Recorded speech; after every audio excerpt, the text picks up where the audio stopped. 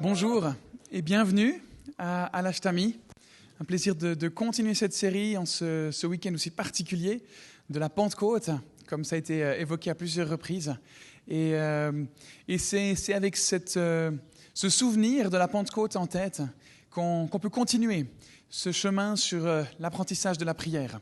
Ces 40 jours de prière, cette série dans laquelle on est engagé depuis maintenant déjà 4 semaines. On entame la 4e semaine. On va aborder le fait de prier tout au long de la journée.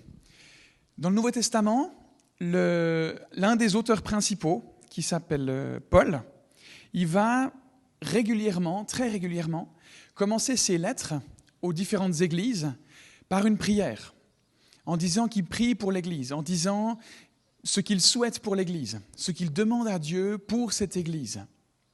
Et à de nombreuses reprises, il va aussi dire qu'il prie toujours, qu'il prie continuellement, qu'il prie constamment, qu'il prie sans cesse.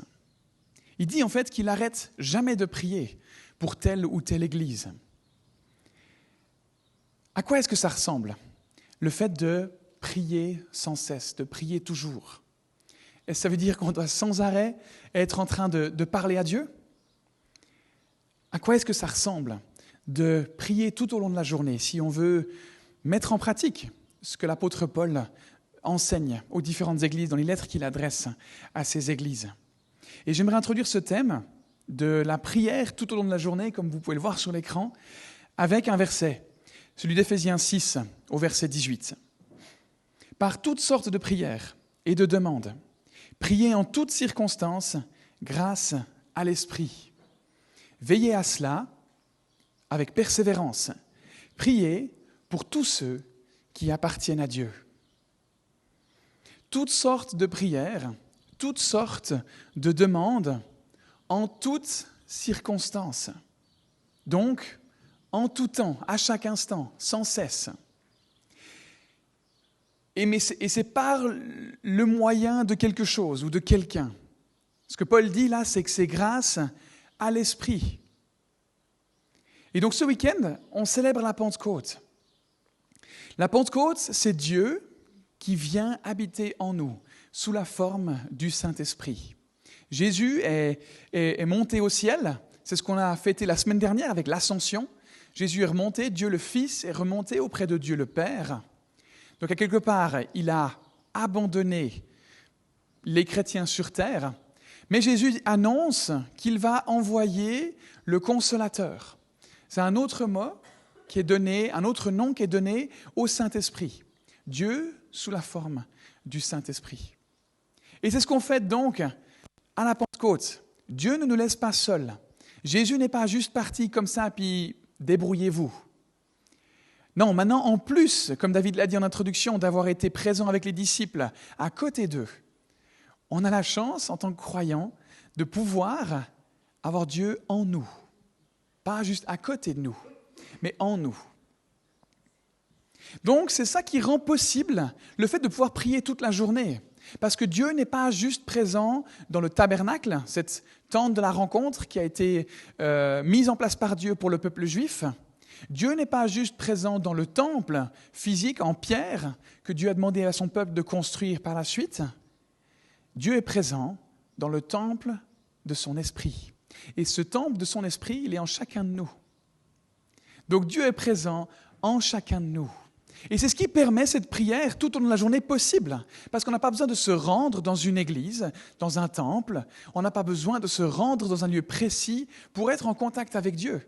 On est en contact avec Dieu dès qu'on le veut, dès qu'on le souhaite.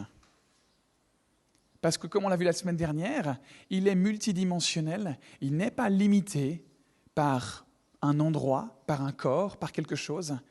Il est partout, en tout temps. Et donc on peut, en toutes circonstances, à chaque endroit, faire toutes sortes de prières, grâce à l'Esprit. Le sujet d'aujourd'hui, c'est de voir comment est-ce qu'on peut faire ça concrètement dans notre quotidien. Parce que c'est ça qui nous importe. C'est comment on peut être en relation avec Dieu, comment on peut prier tout au long de la journée. Et une des choses qu'on peut faire que je mentionnerai juste comme ça au passage, c'est de prier comme Paul le dit, sans cesse, d'être dans un dialogue continuel, comme si on avait un ami à côté de nous, à qui on partage, on se balade, et puis il y a un sujet qui nous vient en tête, et puis on lui le partage. Et puis 2 minutes plus tard, on a autre chose qui nous vient en tête, et puis on lui le partage aussi. Puis il n'y a pas forcément de lien entre les deux. Mais on partage parce qu'on est amis, et puis on n'a pas besoin de faire des super transitions, puis que tout soit cohérent. Et on peut faire la même chose avec Dieu. Au fil de la journée, lui partager ce qu'on vit. Au fil de la journée, lui partager ce qui nous vient en tête. Et mettre en pratique ce que Paul dira de cette façon-là dans 1 Thessaloniciens 5, verset 17, « Priez sans cesse ». On a pour habitude de dire « Amen » à la fin de nos prières, ce qui veut dire que je suis d'accord avec ça, qu'il en soit fait ainsi, qu'il en soit ainsi. Mais on n'a pas besoin de le faire quand on est dans ce dialogue continuel avec Dieu. On peut simplement parler avec lui comme on parle avec quelqu'un à côté de nous. Donc prier tout le temps et prier de façon permanente. C'est un des moyens dont on peut être en relation avec Dieu et qui nous permet de prier tous les jours, qui nous permet de prier tout au long de la journée. Et le deuxième moyen que j'aimerais aborder avec vous ce matin, c'est celui qui va nous prendre le moment qui vient, les minutes qui suivent, c'est de prévoir des temps de prière en particulier dans nos journées. Ce n'est pas une idée révolutionnaire, ce n'est pas nouveau. Ça fait des siècles que des gens font ça, prévoient des temps particuliers pour prier. Dans l'Ancien Testament, par exemple, on découvre que les Juifs prévoyaient des temps de prière particuliers dans la journée. Il y a quelques mois, on a notamment parlé de Daniel, qui est un des personnages qu'on découvre dans la Bible, et lui, il priait par exemple 3 fois par jour, à des moments précis de la journée. Plus tard, dans les livres d'histoire, on découvre qu'au Moyen-Âge, les chrétiens ont utilisé le système des heures pour définir les temps de prière. J'ai même lu que les chrétiens auraient déterminé les heures, auraient mis en place les heures dans le but de pouvoir prier. Mais je n'ai pas pu vérifier ça, donc c'est à prendre avec des pincettes. Et on priait à chaque fois que les cloches sonnaient une certaine heure. Les cloches étaient un rappel pour se dire « Ah, il ne faut pas que j'oublie de prier ». Chez les catholiques, on parle des heures canoniales. C'est des heures qui sont mises en place au cours de la journée qui permettent de faire certaines prières. On parle par exemple de la première heure, de la 3e heure, de la 6e heure, et ces prières, elles ont des noms en particulier. Et ça représentait donc différents moments de prière tout au long de la journée. C'était très liturgique, c'était très cadré, c'était très rythmé. Et le but, ce matin, n'est pas de vous proposer d'avoir quelque chose d'aussi clair, d'aussi précis. Mais une des raisons qui fait que Dieu a instauré certaines fêtes auprès de son peuple, une des raisons qui fait que Dieu a demandé à ce que certaines choses se fassent de façon ritualisée comme ça, une des raisons qui fait que l'Église catholique a mis en place des choses ritualisées comme ça, c'est parce que l'être humain en a besoin. Parce qu'on oublie. Parce qu'on est pris dans nos pensées, dans nos journées, et on a besoin de moments qui nous ramènent à Dieu. Et la spontanéité, c'est très bien. Je ne veux pas maintenant dire que ça ne doit pas être nécessaire. Mais je pense qu'on est un petit peu dans l'illusion si on pense que la spontanéité, c'est tout ce qui fonctionne. Parce qu'il y en a un qui veillera bien à ce que jamais on se souvienne de ce qui est important dans la vie. Donc les rituels, les habitudes, les moments de prière précis ont leur sens. Ce n'est pas au dépend de la spontanéité, mais c'est joint à la spontanéité. Donc en ce qui nous concerne aujourd'hui, j'aimerais qu'on regarde à la prière du Notre Père. Et on va regarder cette prière pour rythmer notre vie de prière dans la journée.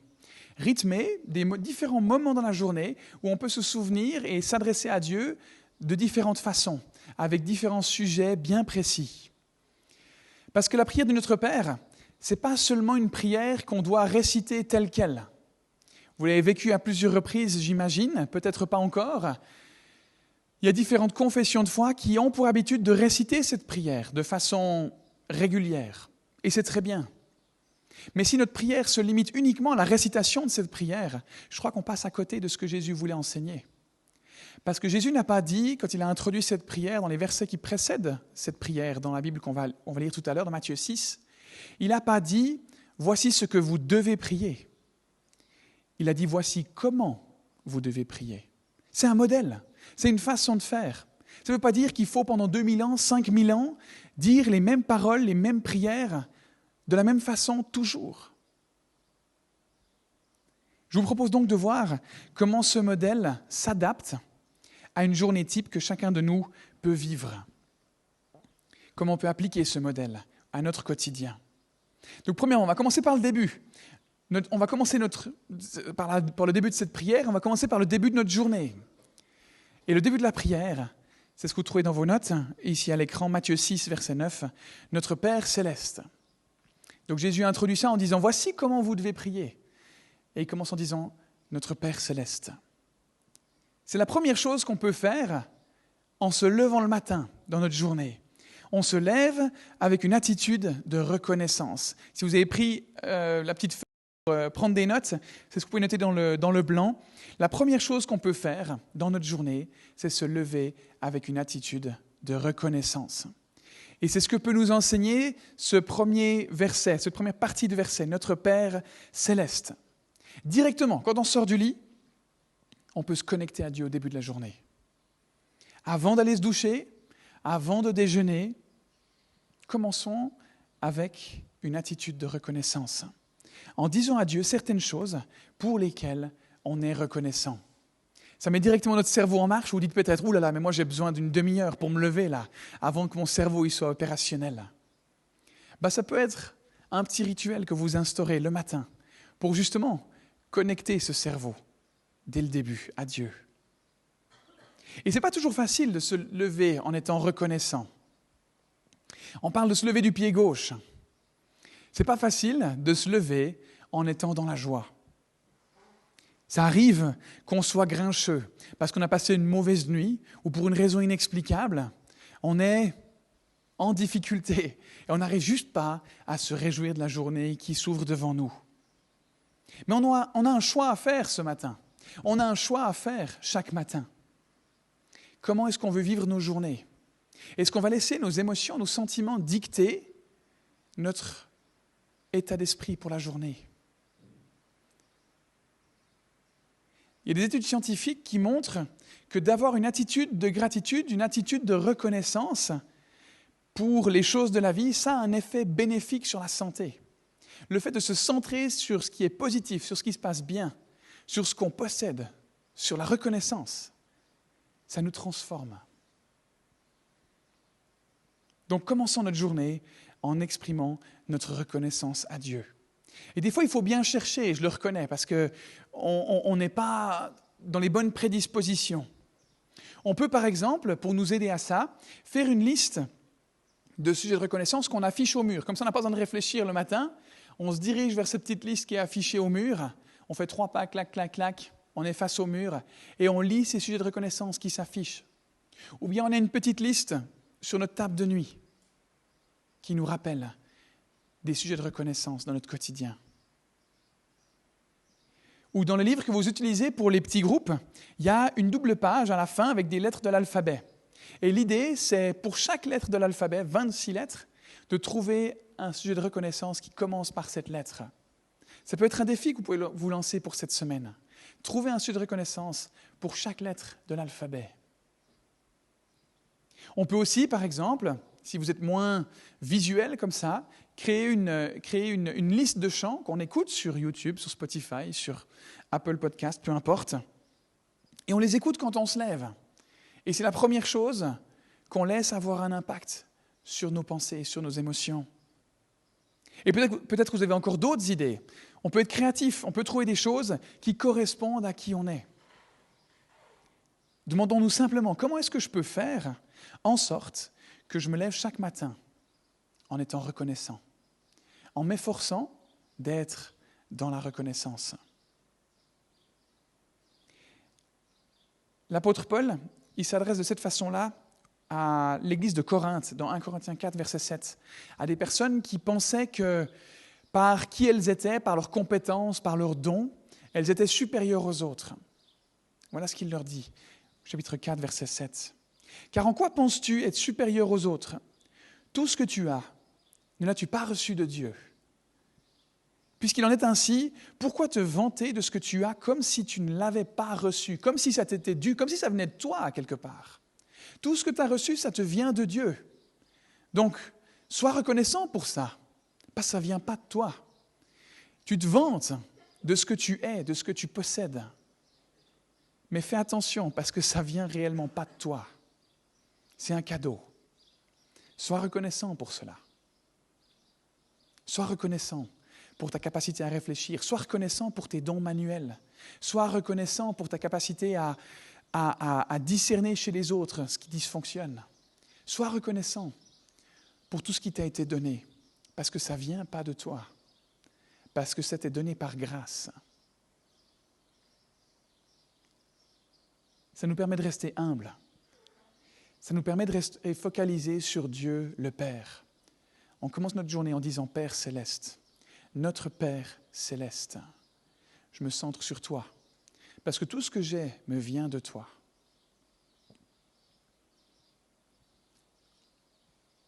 On peut s'adresser à Dieu en lui disant qu'il est bon, qu'il est un Père bon, qu'on est reconnaissant pour le fait d'avoir un foyer, le fait d'avoir de l'eau courante, le fait d'avoir la possibilité de faire des études, le fait d'avoir un travail, le fait d'être en bonne santé. Des choses toutes simples qui nous semblent si souvent acquises. Rendons-nous compte que c'est une grâce. Jacques 1,17. Tout ce qui nous arrive de bon, tous les plus beaux cadeaux viennent d'en haut. Ils viennent de Dieu, le Créateur du soleil et des étoiles. On sort du lit et on se souvient d'être reconnaissant. Qu'est-ce qu'on fait après être sorti du lit ? Et là, les avis divergent. Moi, je dirais la prochaine chose qu'on fait, c'est qu'on va déjeuner. Il y a des gens qui ne déjeunent pas. Souvenez-vous de votre grand-mère, de votre grand-père, de votre papa, de votre maman, qui vous disait le petit déjeuner, c'est le repas le plus important de la journée. Si souvent, on l'oublie. Donc voilà, petite parenthèse pour ceux qui ne déjeunent pas le matin. Donc au déjeuner, qu'est-ce qu'on fait ? On fait la deuxième chose, on bénit le nom de Dieu. On a cette attitude de reconnaissance dans un premier temps, et ensuite, lors du déjeuner, ou lors du moment où vous ne déjeunez pas, profitons de bénir le nom de Dieu. Il n'y a pas besoin que ce soit une longue prière, il n'y a pas besoin que ce soit une longue interaction avec Dieu, mais il y a besoin de quelque chose. Il y a besoin qu'on soit en contact.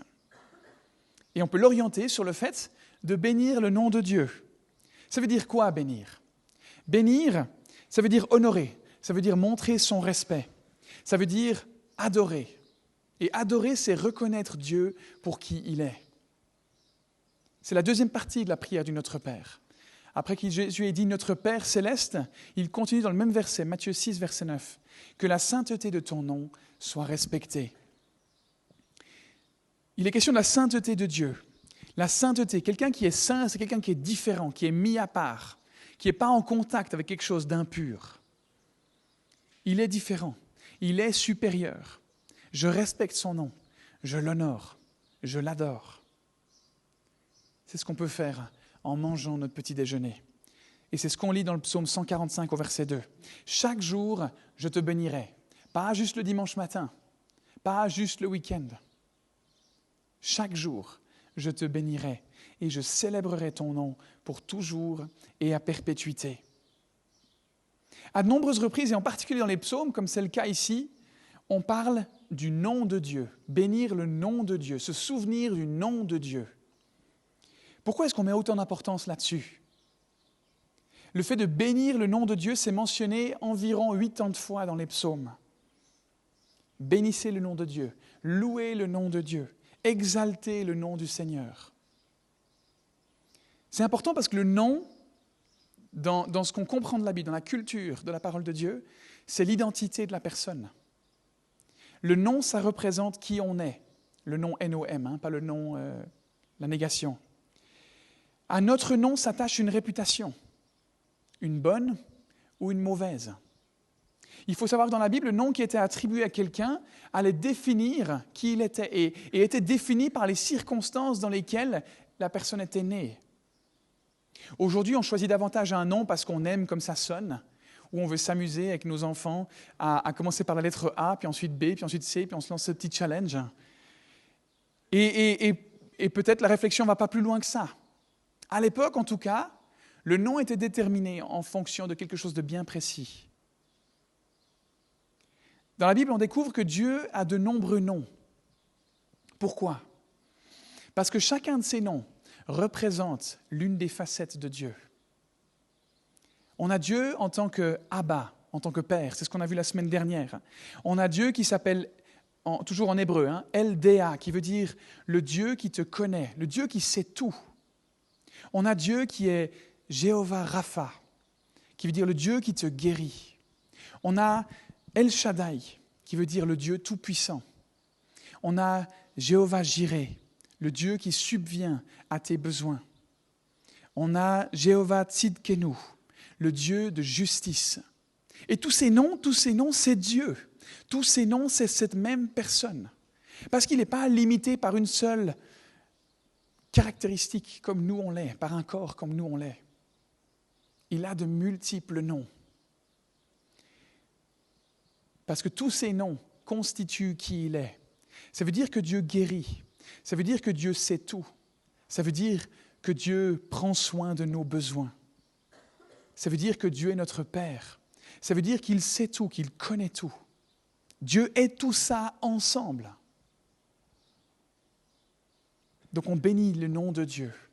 On bénit Dieu pour qui il est. Le psaume 9, verset 11 dit ceci. Ceux qui connaissent ton nom se confient en toi. Ceux qui savent que tu es celui qui sauve se confient en toi parce que tu sauves. Ceux qui savent que tu t'appelles le Dieu qui répond aux besoins se confient en toi parce que tu réponds aux besoins. Ceux qui connaissent ton nom se confient en toi, car tu n'abandonnes pas ceux qui te cherchent, Éternel. Le fait de connaître Dieu me permet de me confier en lui. Et comme je disais la semaine dernière, c'est notre connaissance de Dieu qui va déterminer notre façon de prier. Alors qu'en début de cette journée, on se nourrit de qui Dieu est. On a cette attitude de reconnaissance en se souvenant qu'il est notre Père céleste et on bénit son nom en se souvenant de sa sainteté. Et ensuite, la journée s'enchaîne. On va au travail, on va aux études, on va aux cours. Et au milieu de la matinée, on peut s'arrêter pour un troisième petit moment de prière. Encore une fois, ça peut être très court. Et dans ce troisième moment de prière, en milieu de matinée, on se rappelle ce qui compte le plus. Ça peut être en 2 cours, ça peut être à la pause café, ça peut être en allant aux toilettes, peu importe. On s'arrête quelques minutes et on se pose la question, qu'est-ce qui compte le plus ?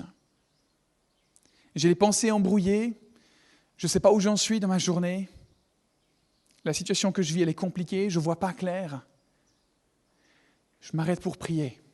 Je m'arrête pour me rappeler ce qui compte le plus. Matthieu 6, 10, la suite de la prière. Que ton règne vienne, que ta volonté soit faite sur la terre comme au ciel. Et en fait, c'est 2 fois la même chose. C'est redondant. Parce que là où le règne de Dieu vient, sa volonté est faite. Là où la volonté de Dieu est faite, le royaume de Dieu est présent. Le règne de Dieu est présent. Et Jésus met l'emphase là-dessus, en disant ça c'est important, c'est ce qui compte le plus. Que son règne vienne, / que sa volonté soit faite, sur la terre comme au ciel. Qu'est-ce que ça veut dire ? Ça veut dire qu'on a besoin de suivre les plans de Dieu.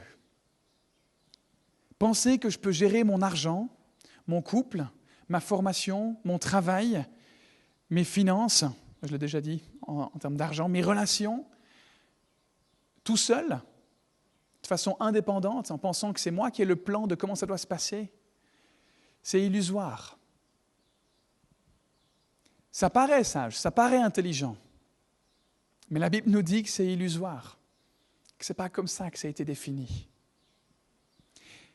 Parce que ce qu'on vit actuellement, le monde montre que ça marche. Il y a des gens qui ont du succès, il y a des gens qui réussissent sans Dieu. Mais ce qu'on ne voit pas, c'est ce qui se passe dans les coulisses. Ce qu'on ne voit pas, c'est le prix que ça coûte. Ce qu'on ne voit pas, c'est le prix que ça va coûter.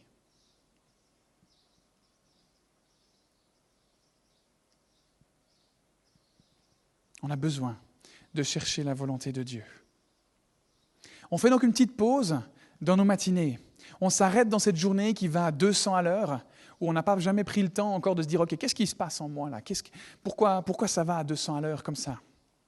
On s'arrête et on dit « Seigneur, Père, j'ai déjà pris certaines décisions aujourd'hui qui n'allaient peut-être pas forcément dans la direction que tu voulais que je prenne. Et je veux juste m'arrêter encore une fois et me souvenir de toi, me souvenir de ce qui est important. Me souvenir que ce que je désire plus que tout, c'est que ton règne vienne, c'est que ta volonté soit faite. » Et il y a une promesse qui est attachée à cette démarche. C'est ce que Jésus va aborder peu après avoir enseigné cette prière à ses disciples. Dans Matthieu 6, toujours, mais au verset 33. Il dit « Recherchez d'abord le royaume et la justice de Dieu, c'est-à-dire son plan, son objectif, ses intentions, et tout cela, il entend, tous les besoins du quotidien, vous sera donné en plus. Tout ce dont vous avez besoin, si vous cherchez d'abord le royaume de Dieu et sa justice, tout ça vous sera donné en plus. » Donc si on a l'impression qu'on n'a pas assez de temps, si on a l'impression qu'on n'a pas assez d'énergie, consacrons du temps à chercher le royaume et la justice de Dieu. Et tout le reste nous sera donné en plus. Donc les étudiants, si vous avez des gamins qui arrivent et vous n'avez pas le temps pour réviser, consacrez du temps à chercher le royaume de Dieu et tout le reste vous sera donné en plus. Blague à part, il faut travailler quand même. J'ai déjà essayé, c'est des fois quitte ou double. Le prochain moment de prière, c'est le repas de midi. Qu'est-ce qu'on fait comme prière au repas de midi ? Au repas de midi, c'est la 4e chose qui va nous intéresser. On énumère ses besoins. On est peut-être en train de manger un bon sandwich, ou un mauvais sandwich, je ne sais pas, j'espère pour vous un bon sandwich en tout cas, ou un repas chaud si vous avez cette chance. Et ça nous fait penser à la suite de la prière. Matthieu 6, verset 11. « Donne-nous aujourd'hui notre pain quotidien. » L'image du sandwich est du coup plus parlante, avec le pain. Le pain représente ce dont on a besoin pour vivre. Autant la nourriture que les relations. On a différents besoins en tant qu'être humain qui nous permettent de vivre. Remarquez que Jésus parle d'aujourd'hui. Il ne parle pas d'une semaine, d'un mois, d'une année. Et ça nous rappelle la façon dont Dieu a conduit le peuple juif dans le désert. Tous les matins, le peuple trouvait au sol de la manne, une sorte de farine solide qu'ils utilisaient pour faire du pain. Et tous les soirs, ils trouvaient des cailles sur le sol pour servir d'apport en viande. Et il y en a certains qui ont essayé de garder tout ça, toutes ces choses en réserve pour les prochains jours, en se disant comme ça, le lendemain, moi je peux dormir, je n'ai pas besoin d'aller choper les trucs au sol, là, je peux dormir tranquille, faire la grasse mat. Et ça ne marchait pas. Parce que cette manne, ça pourrissait. La leçon de cette histoire, c'était non, vous ne pouvez pas compter sur vos propres forces, vous devez dépendre de moi. Vous devez avoir confiance en moi, je vous donne tous les jours ce dont vous avez besoin. Je cultive cette dépendance à moi, parce que vous en avez besoin pour rester attaché à moi. Donne-nous aujourd'hui notre pain quotidien. Pas notre pain hebdomadaire, pas notre pain mensuel, pas notre pain annuel, notre pain quotidien. Quels sont nos besoins d'aujourd'hui ? Est-ce qu'on a besoin de force ? Est-ce qu'on a besoin d'argent ? Est-ce qu'on a besoin d'énergie ? Est-ce qu'on a besoin de sagesse pour telle ou telle situation ? Est-ce qu'on a besoin d'aide pour gérer un conflit ? Est-ce qu'on a besoin de persévérance ? De quoi est-ce qu'on a besoin aujourd'hui ? Dans Jean 14, verset 14, Jésus dit « Si vous me demandez quelque chose en mon nom, je le ferai. » Demandons au nom de Jésus. Et je terminerai ce point avec les versets de Philippiens 4, versets 6 et 7. « Ne vous inquiétez de rien, mais en toute chose, faites connaître vos besoins à Dieu par des prières et des supplications, dans une attitude de reconnaissance. » On y revient, premier point. « Et la paix de Dieu, qui dépasse tout ce que l'on peut comprendre, gardera votre cœur et vos pensées en Jésus-Christ. » Exprimer nos besoins à Dieu au milieu de la journée. S'arrêter et accueillir la paix de Dieu qui découle de ces sujets qu'on remet à Dieu. Ensuite, on retourne au travail, on a fini notre sandwich, fini notre petite discussion avec nos collègues, avec nos amis, et on s'y remet. Et je ne sais pas vous, mais les heures qui suivent, qu'est-ce qu'elles sont laborieuses. Avec la digestion, avec la chaleur quand il fait chaud, avec le fait que ça nous est coupé dans le rythme. En tout cas, moi, c'est des heures compliquées et j'ai besoin de me motiver. Donc, c'est un moment propice pour se dire « Ok, je prends un petit moment pour me remettre devant Dieu. » Et qu'est-ce que je fais à ce moment-là? Qu'est-ce que je fais dans l'après-midi vers 14, 15 heures? Je demande pardon. Demander pardon au milieu de l'après-midi. Parce que la journée est déjà bien engagée et la probabilité qu'en tant qu'être humain imparfait, on ait déjà fait une ou deux bêtises, on ait déjà eu une ou deux pensées de travers, elle est quand même plutôt grande. Je ne sais pas vous, mais en tout cas moi, je suis pas mal dans cette idée-là. Et donc, autant demander pardon pour certaines choses, autant demander pardon et ne pas laisser les choses s'accumuler. Matthieu 6, verset 12. On continue la prière. Pardonne-nous nos offenses, comme nous aussi, nous pardonnons à ceux qui nous ont offensés. On peut simplement demander à Dieu, Seigneur, est-ce qu'il y a quelque chose qui a besoin d'être nettoyé? Est-ce qu'il y a quelque chose dont je dois me débarrasser parce que c'est pas bon, c'est pas sain? Si on sort les poubelles régulièrement, je ne sais pas si ça vous est déjà arrivé, en tout cas, là actuellement, nous, on a une poubelle dans la cuisine qui n'est plus dans l'endroit où il y a la poubelle parce qu'on n'arrive plus à la remplir. Donc on la pose dans un coin de la cuisine pour rentabiliser, parce que les sacs taxés, ça coûte. Alors on essaye de gagner quelques centimes, on la pose dans un coin, puis on essaye de la bourrer encore jusqu'à ce qu'elle soit au max. Puis après, quand on ferme, ça craque, évidemment, alors on fout du scotch pour que ça tienne. Bref, donc on ne sort pas les poubelles très régulièrement, malheureusement. Et puis, suivant ce qu'on met dans la poubelle, ça a une odeur qui n'est pas terrible. Et avec nos erreurs, nos péchés, c'est un peu la même chose. Si on ne sort pas les poubelles régulièrement, ça commence à se sentir. Et puis ça s'attache. Et puis quand le bac du compost, on ne le vide pas assez souvent, il faut gratter un bon moment à l'intérieur. Autant s'éviter ça. Et régulièrement sortir les poubelles.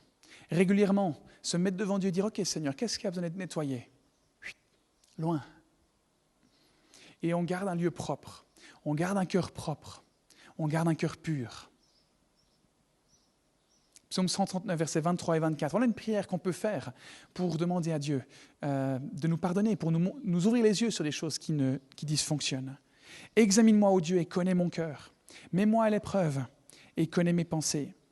Regarde si je suis sur une mauvaise voie et conduis-moi sur la voie de l'éternité. Pas besoin de se morfondre sur nos erreurs, pas besoin de être sous le poids de cette culpabilité. Simplement laisser au pied de la croix et accepter le pardon qu'il nous donne. La 6e chose pour laquelle on prie, ça se passe à la fin de la journée. Quand on rentre du travail, quand on rentre des cours, on demande à Dieu de nous aider à prendre de sages décisions. On dirait, mais pourquoi on ne fait pas ça en début de journée? On peut aussi.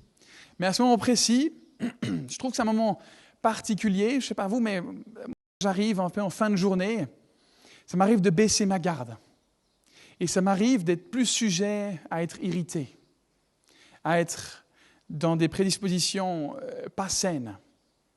Et puis les soucis de la journée, les enjeux de la journée, ils vont se répercuter sur les relations que j'ai en fin de journée. Ça va me fatiguer. J'ai juste envie de passer à autre chose, de faire quelque chose, et puis je baisse ma garde.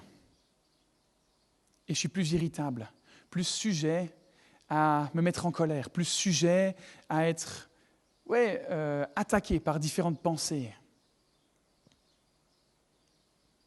C'est donc un bon moment pour demander à Dieu de nous aider à prendre de bonnes décisions. Et c'est la suite de la prière de notre Père. Ne nous expose pas à la tentation, mais délivre-nous du mal. Dans les moments de la journée où on est sensible, où on sent que notre garde se baisse, faisons l'effort de juste nous arrêter et de dire « Ok, stop. Je sais que par la suite, dans la suite de la journée, je sais que c'est tendu. Seigneur, ne me soumets pas à la tentation, mais délivre-moi du mal. J'ai besoin de toi. J'ai besoin de ta force, là, juste là, maintenant. Parce que je sais que je suis vulnérable. Aide-moi à rester attentif et à ne pas me laisser tenter. » Et Dieu nous fait une belle promesse à ce sujet-là, dans 1 Corinthiens 10 au verset 13. « Aucune tentation ne vous est survenue qui n'ait été humaine. Dieu est fidèle et il ne permettra pas que vous soyez tentés au-delà de vos forces. Mais avec la tentation, il préparera aussi le moyen d'en sortir afin que vous puissiez la supporter. » La promesse qui est attachée à ça, c'est que des fois on se dit « c'est plus fort que moi, je n'arrive pas à résister ». L'apôtre Paul nous dit ici « non. Dieu vous a donné la force de surmonter cette tentation. Il a prévu le moyen pour que vous la surmontiez. » Et ça, c'est une belle promesse. C'est un sujet de pression aussi, parce qu'on ne peut plus se cacher derrière « c'est plus fort que moi, je suis trop faible ». Non. Par le Saint-Esprit en nous, il nous donne la force de surmonter cette épreuve, de surmonter cette tentation. C'est Martin Luther qui a dit, et puis ça a été évoqué il y a quelques semaines par Myriam, il a dit « Vous pouvez empêcher les oiseaux de voler au-dessus de votre tête. Vous ne pouvez empêcher les oiseaux de voler au-dessus de votre tête, mais vous pouvez les empêcher de faire un nid dans vos cheveux. » La tentation, c'est quelque chose de normal, mais c'est le fruit de la tentation, c'est la conséquence de la tentation qui est gérable, qui est maîtrisable. Ce n'est pas un péché d'être tenté, c'est un péché de succomber à cette tentation. Et le dernier moment de prière qu'on peut choisir, qu'on peut mettre en place dans notre journée, c'est juste avant d'aller se coucher. On a commencé à se remettre à Dieu au début de journée et on termine notre journée en se remettant à Dieu. Terminer sa journée avec une vérité encourageante. C'est notre 7e et dernier point.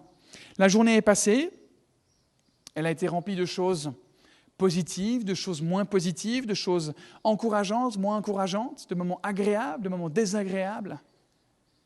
Et on remet tout ça à Dieu avec les dernières paroles de la prière du Notre Père. Car c'est à toi qu'appartiennent dans tous les siècles le règne, la puissance et la gloire. Qu'est-ce que ça veut dire? Pourquoi est-ce qu'on finit par ça? Ça veut dire que premièrement, Dieu, il est aux commandes. C'est à lui qu'appartiennent le règne, la puissance et la gloire pour toujours. Ce n'est pas les politiciens qui sont aux commandes.